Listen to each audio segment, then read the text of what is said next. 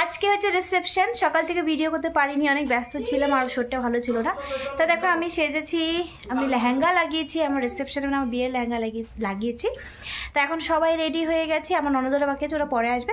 এখন আমরা যাচ্ছি বিয়ে বাড়ি, মানে বিয়ে বাড়ি থেকে তোমাদের সাথে আমি সব কিছু শেয়ার করছি। তো চলো সঙ্গে থাকো, দেখতে থাকো। দেখো আমরা কিন্তু রেডি সেডি হয়ে বেরিয়ে পেলাম। আজকে হচ্ছে রিসেপশন, তার মানে বিয়ে বাড়ি এখন শেষ। রিসেপশন হয়ে গেলে বাস কি থাকে, হাজব্যান্ড ওয়াইফের নতুন নতুন ফিরা আলটা ওইটাই।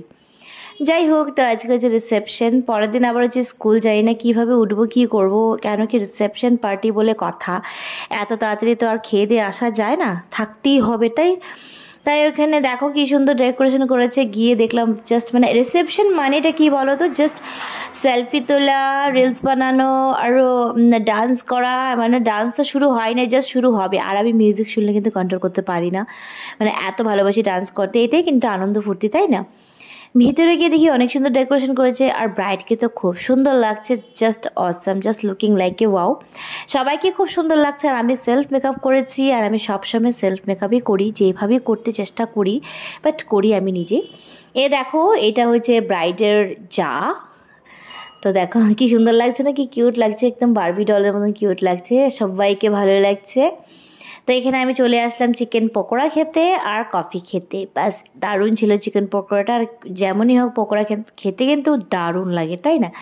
তো কিছুক্ষণ দাঁড়িয়ে সেলফি নিয়ে ফটো তুলে চলে গেলাম কিছু খেতে।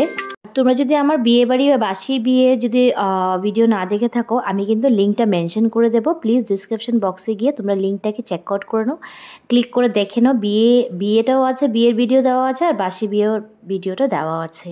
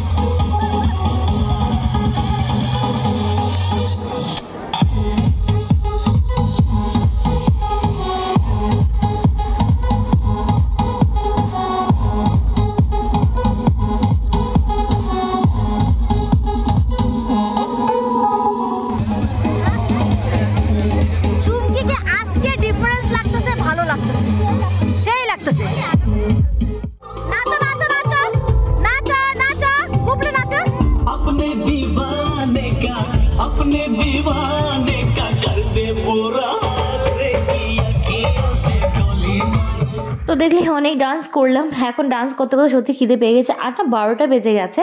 তো আমার ছেলেকেও খাওয়াতে হবে, আবার স্কুল আছে, জাস্ট জানি না আমি কি করবো, জাস্ট বুঝে পাচ্ছি না।